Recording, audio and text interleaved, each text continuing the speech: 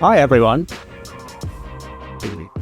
So this room is full of fantastic leaders, but unfortunately for all of you, there is only one Gordon Bombay, and we can all aspire to be as good as he is.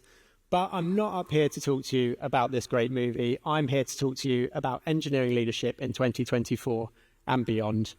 So I'm Scott Carey. As Mary said, I'm the editor-in-chief here at LeadDev. I've been covering the software industry for the best part of a decade as a reporter, and now in my role here, it's my job to understand what's going on in the industry and how it's impacting all of you. And at the start of this year, I really wanted to start to put some numbers behind what we were seeing and feeling and start to quantify the impact it was having on all of you. So that's what we're going to talk about a little bit here this morning. But first, how did we get here? And really, back at the end of 2022, middle of 2022, we were coming out of the worst of the pandemic. We were promised the roaring 20s were coming back. It was going to be milk and honey. What did we get? We got this instead. We got a monumental vibe shift that we all had to live through. And for us specifically in engineering, what did this look like? It really looked like this graph.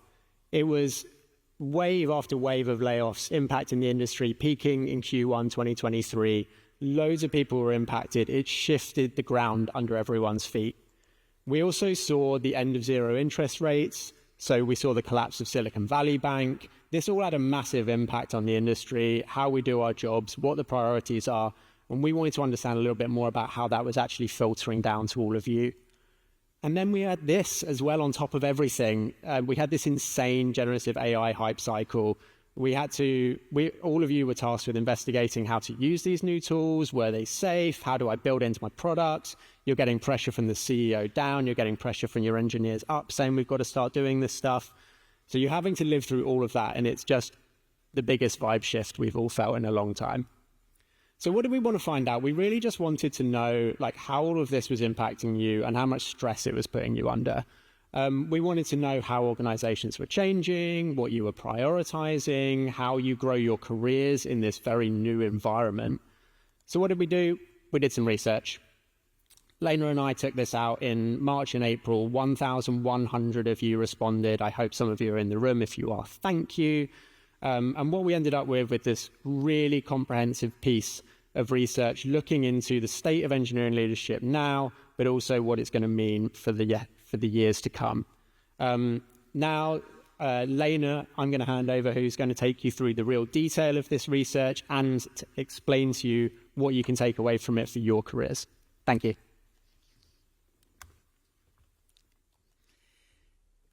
It was, to be precise, 1,107 responses, not just 1,100. I know Scott knew that number, he was just rounding. But those 7 responses were also important. We heard from engineers to CTOs, leaders at all levels and in various company sizes. We heard primarily from people managers at about 56% who responded to our survey. They're primarily from Europe, the UK, and the US. And we also analyzed 602 qualitative data points, so people who added notes, comments about things that changed for them. And yes, I read every single one of them, so if you wrote one of those, thank you. And I do want to say a big thank you to everyone who contributed to this, who dedicated their time and some energy to share with us how your role, how your work, how your organization has been changing. Big thank you. And I do want to say, because I believe in transparency, that one of the gaps in this data is that it's a very Western view on the tech industry. We all know that the tech industry in Asian countries, for example, is huge. There are a lot of emerging tech companies in African countries as well. That's currently not reflected here. That is a blind spot, and that is one that's really important to call out. So I want to talk to you about what all of this means for us. I'm a VP engineering. I've been in this industry for a really long time now. I also work as a mentor and coach to a lot of leaders. And I've always been really interested into what engineering leadership actually looks like. And a part of that is because I've always been a bit of an outlier in terms of my own role and background, because I didn't work as an engineer before becoming an engineering leader. And so we'll look at the data at first, the past and present, how have organizations changed and how have leadership roles changed as a result of that over the last couple of years. We'll go beyond the anecdotes and get quantitative. And then we'll look at what all of this means for us as leaders. Those are the 2 things I have for you today. Now, let's start with the past and present of engineering leadership. So how organizations have changed and what that means for all of us, also known as what we've all been feeling, chartified. we have 20 minutes to cover all of this, so buckle up, it's going to be a ride. And I want to begin with context, because after all, the environment is really impactful for how all of us as leaders are able to do our work, what our job is. And so let's start with the context. How have companies been changing in the last 2 years? Now, they tell you in presentation training not to put a lot of charts and numbers on a slide. I'm doing it anyway. This is me going against the system. So I want to briefly explain what you're seeing here. And you will be able to see all of these data points in detail later. So top to bottom, you can see company sizes. So at the top, very small companies, this is by number of engineers, 1 to 4. And then at the bottom, you have companies with more than 2,000 engineers. It's like larger corporations. On the left-hand side, you can see any decreases. So budget cuts and hiring freezes are things we asked about. On the right-hand side, it's hiring increases, budget increases. What I want to call out in terms of data points here is that especially larger companies cut budgets, laid off staff. Many smaller companies, though, were still growing. Not as strongly, but they were there. Increases were rarer overall and happened more commonly in smaller companies. And what we saw was basically beyond that was kind of substantially adding to that point, because the highest percentages of cuts, freezes, layoffs, leadership changes were in large companies, the companies that also dominated the headlines that Scott mentioned earlier. And that is the summary of what I just said. It's important to surprise yourself occasionally. What I also found interesting was that 7% of companies made layoffs and hiring increases. And of course, that makes sense. Like, we're talking tech industry, it's over the span of 2 years. Those kinds of changes tend to happen. But it's also important, and that was something we really looked out for. Like, what are the impacts of those things? If a company is in 2 years doing layoffs and hiring increases again, that means a lot of change for the organization. And we also heard from 3% of leaders that said their companies did budget cuts and increases about the same time as well. Again, a lot of change. So the next big question for us, of course, was how have management levels changed? Especially middle management was rumored to basically have evaporated. And those are just the headlines that I was able to pull up from page 1 of the Google results. The idea that middle managers are basically just gone. And of course, that's an important question, because many of you are in middle management. Many of you report to middle managers, or you want to move into that level one day, even though we also know it's a really tricky level to be in. And so we wanted to hear what that actually looked like. So first of all, we asked, how did management roles change in your company? And the answer was 62% of respondents said they didn't really change. Now, you may have done the math here and say, hey, Lena, what about the 38% that aren't here? That is a good question. So we saw 18% of respondents said to us management levels increased in their company, 20% decreased. So you could technically again say, hey, that data kind of almost evens out, right? It's like 18, 22% delta. Well, again, it's important to keep that in mind. That is a lot of people for whom their career changed. They took on new jobs, they were laid off, or they went into a different company. We looked also at how is this different across different countries or regions or different company sizes. We didn't see huge differences there, but we saw some of those in the follow-up question we asked. Because those 38% who said management levels did change, we asked them what levels were impacted when those changes happened. We asked about, and you see that hierarchically sorted, so upper management is at the top, middle management in the middle, and then line management, the second graph from the bottom. You also have other down there. And to me, this was really interesting because it put a number behind the question how middle management has shifted in particular. Line managers, you can see, technically evens out. Upper management, slight increase, also interesting.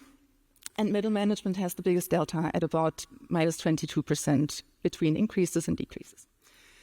That also means middle management isn't gone. We also saw that when we asked people about who they're reporting to, there are still middle managers in companies, especially companies that are hiring, that are growing, that need more people to help them handle complexity. Those companies are also bringing in middle managers. But especially the larger companies, again, the ones that we saw in the headlines, those are the ones that had decreases predominantly. So all of that, of course, also had to mean that the ways that companies work has shifted.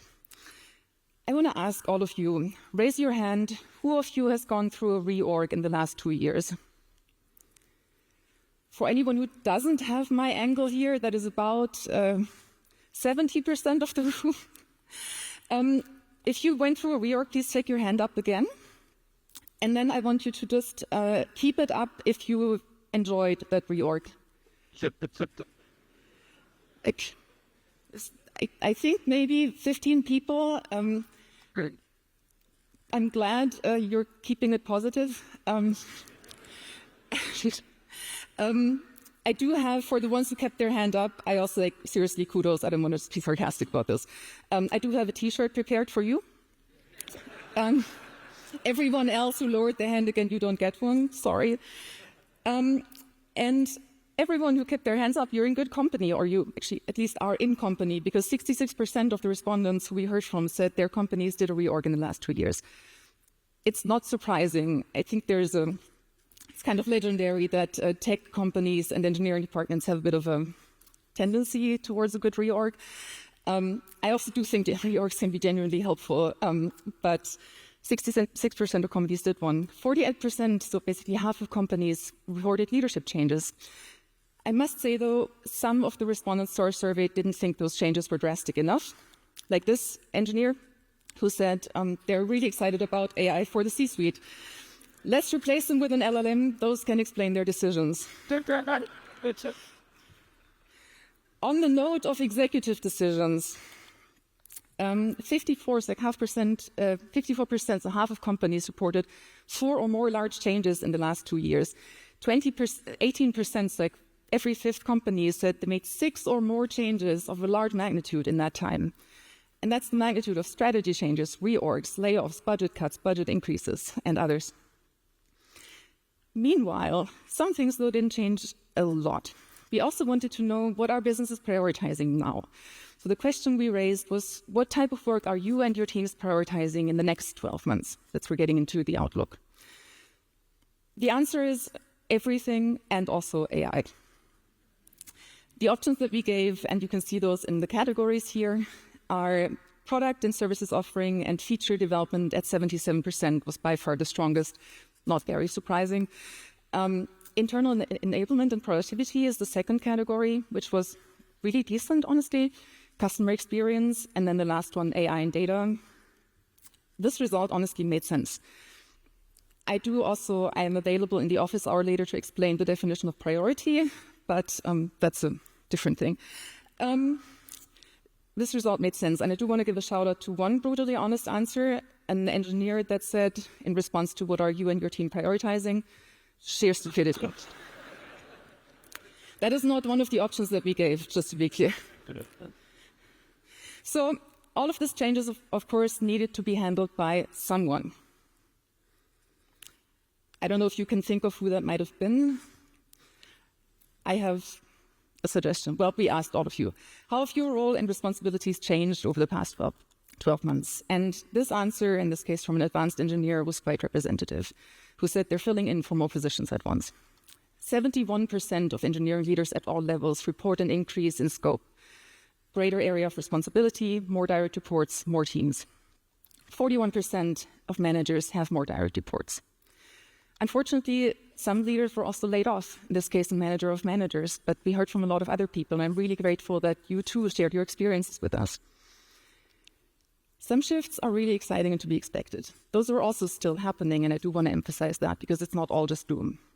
Like this tech lead who reported, I have a slightly wider scope, but it's because I'm pushing for a staff engineering role. It's a relatively common thing. Also, good luck to them, rooting for you. And of course, the way you spend your time is the kind of leader you are. So we also asked, how do leaders actually spend their time now compared to 12 months ago? This is the result that we heard. I'm not going to go into the details. I just want you to look at the picture. Because despite all these shifts in roles, like the broader scope, more responsibilities, leaders actually told us that their time spent didn't really change much. But you may have caught the qualifier in the headline here. It didn't change much in aggregate. Because when I looked at the data in more detail, and yes, I looked again at every single data point, this is the report from the 411 engineering managers that we heard from.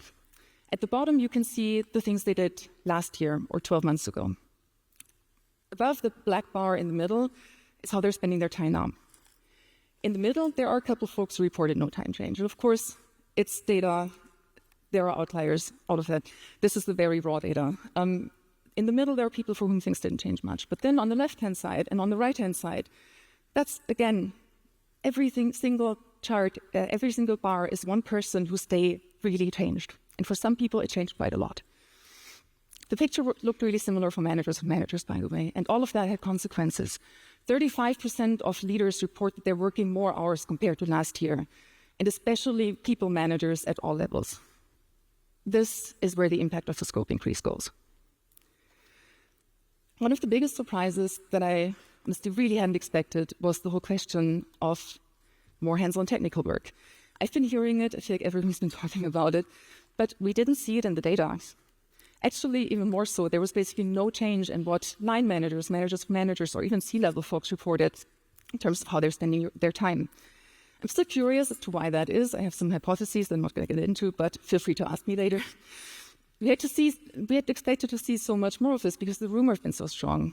And yes, for some people, it's become a bigger part of their work. I don't want to downplay that, but really not everyone. Believe me, I slice this data in many different ways. Now, a lot of this, what I've shared so far, probably wasn't news for you because you've lived it. But this is the data to show you're not the only one. And this is beyond rumors. This is beyond just individuals complaining or raising concerns with their bosses. This is real. You can get the full report that I've just given you 2 highlights of under this thing. Based on the data that we saw, I just want to recap real quick. Organizations have decreased in budgets and size, but some have grown. Management layers have shifted, especially in larger organizations. How leaders spend their time has changed for many individuals. You can get all of this and much more data here, and we also have a whole section with recommendations for what this means for you as leaders and what you can do to work with in this new state. I'll just pause here to open this can, which has I have no idea how this works. Is anyone here into technology and can help me figure this out?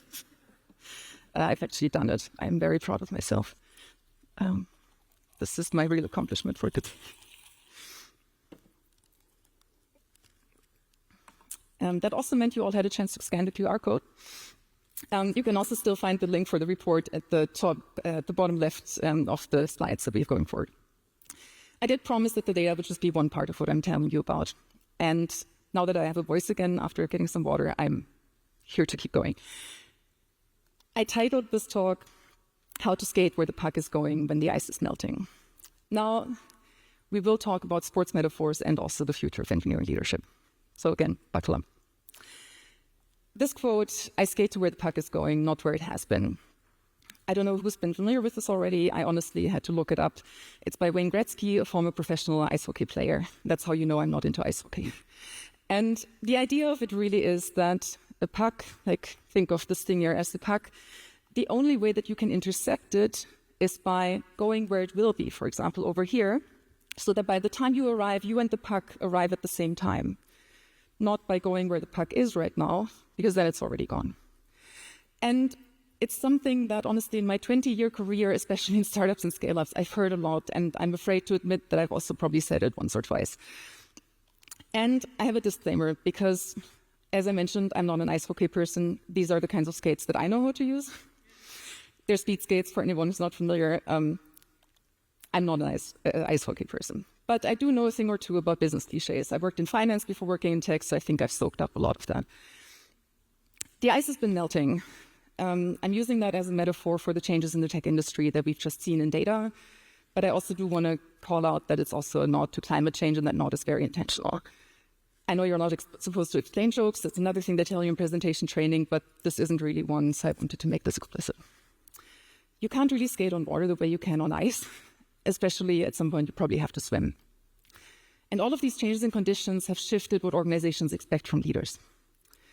And we're coming out of years of this desire for hockey stick growth, especially startups and scale-ups chasing after this idea that after a longer period of basically very, very slow growth, at some point, there's this inflection point where things really go up, hockey stick style.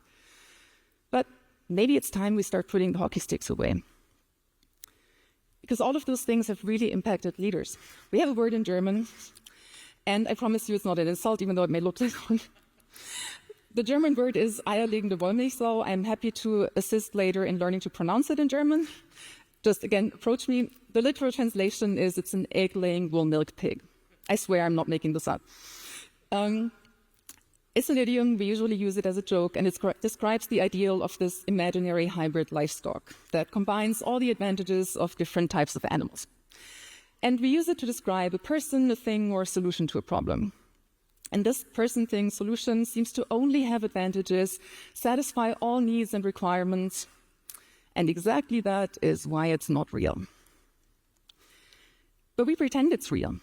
Leaders, both technical and people leads, continue to be the glue and gaffer that holds organizations together and that adjusts as businesses need to change. We've seen that in how these roles have shifted for a lot of people over the last years. This need isn't going anywhere. And many leaders now work in really challenging setups. I hear that from so many of the leaders that I speak with every week. They often are now in roles of really broad scope and context. And those tend to be roles that are kind of a mix of that everything, the idea of being that egg-laying wool-milk pig. People management, mentoring, development, technical leadership, including strategy and decisions, delivery management with some components of product and project management, and also hands-on coding, ideally 50% of your time. Many leaders work in broader, even unclearer than before roles now, with high expectations and report to, well, not a middle manager anymore potentially, but to hyper-busy managers without much training or support, because those issues, they trickle all the way down through the organization. They're not just at line manager level, they're everywhere.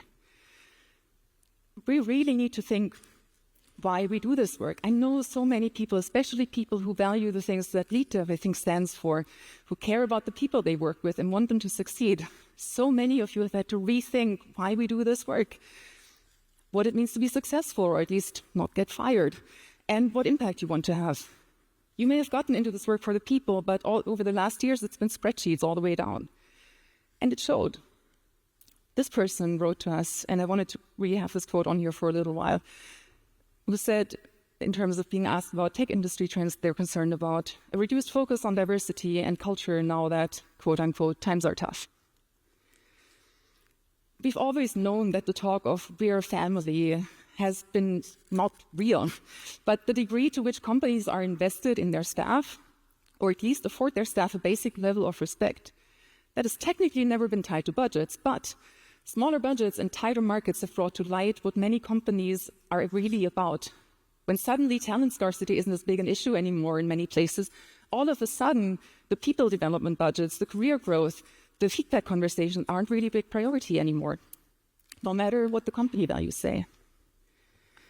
Business has a long, long history of sports metaphors. I promised we would get into that. But unlike many others, like keep your eyes on the ball or they dropped the ball, this one is from ice hockey, not from baseball or football. But it was said by Wayne Gretzky. Here's just a small sample of other people who said this. Steve Jobs on leading at Apple. I also do want to mention I'm not comparing myself to these people, even though I've been using this quote a lot, and even though I'm wearing a turtleneck today. Warren Buffett on stock market pessimists. John Roth, the former CEO of Nortel. Norman Augustine,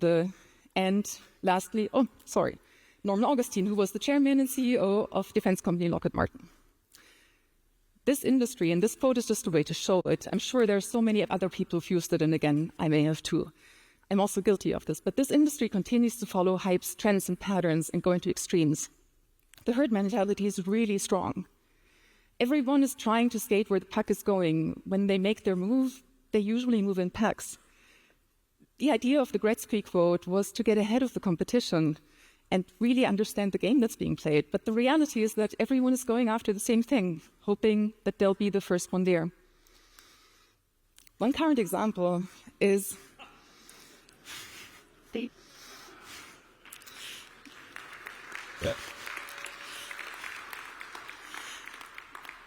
One current example is, and I kid you not, I've actually seen this, and it sounds like some of you may have too. A lot of companies' product roadmaps currently say something with AI, and often literally. And I get it. Like, I've been there. It's the next big thing, says your boss, and TechCrunch. You hear it's where all VC is going now. Your customers are asking for it, or they will ask for it any day now, and your investors. Your competition's probably already on it. Your employees are asking about it. You will need to have it if you want to raise more money. Every conference has sessions about it, and yes, I'm very aware that the things that I'm saying here and the things that we're writing about in this report are part of this dynamic too, and it's something I think about a lot and have been trying to work out how to fix, but it is a thing. And while you spend time thinking about this, your competitor just posted on LinkedIn that they're working on it, and oh no, what is the sound? It is Slack. It's your boss asking when the release will be. I spoke to a VP engineering last week who was thinking about a new organization structure after layoffs that his company did. I think it was 5 rounds of layoffs. They're thinking about what engineering manager roles should look like in their org in the future. And this VP said to me, maybe I should ask the engineering managers on my team to work more hands-on again. I'm hearing that everyone is doing it. You saw the data earlier. I know some people are doing it probably more than we have data for, but not everyone is doing it. I know that so many of you are concerned about this herd mentality. We've heard from so many people in this survey, but also otherwise, people who are concerned about the environmental impact of cloud computing, about how AI is sold as something much more than it is, and the impact of biases in data and AI, and all these hypes, or even things like this. A quote from a manager of engineers who said, they're concerned about organizations prioritizing shortcuts as quick win revenue generation, Boeing on a smaller scale. That is terrible. We've been moving fast and breaking things too long, and it shows. The tech industry has a really long history of terrible impact on humanity at large, from poor user representation. Shout out to Apple Health for releasing without period tracking for a really long time. Cambridge Analytica for misusing personal data from Facebook users, racist face recognition that only recognizes faces of white people. There's also other conversation about what happens with all that facial recognition data. Platforms that have contributed to exploitation of users, to make literal genocides to data centers that alone consume the equivalent of a top 10 energy-consuming country globally. Working on software in the year 2024 is more than making some designs or typing code in an editor. I think we all know this, but we are enablers. Enablers for empowerment of people and enablers for harassment and abuse. We're not neutral, our code is not neutral, and our technology is not neutral, and neither is our leadership. Our work touches on the fundamentals of people's identities and their lives. I know that lately, many of us, and I honestly am one of them, many of us have been feeling much more reactive and powerless to all these larger changes around us. And I understand, I want to acknowledge that that's very real.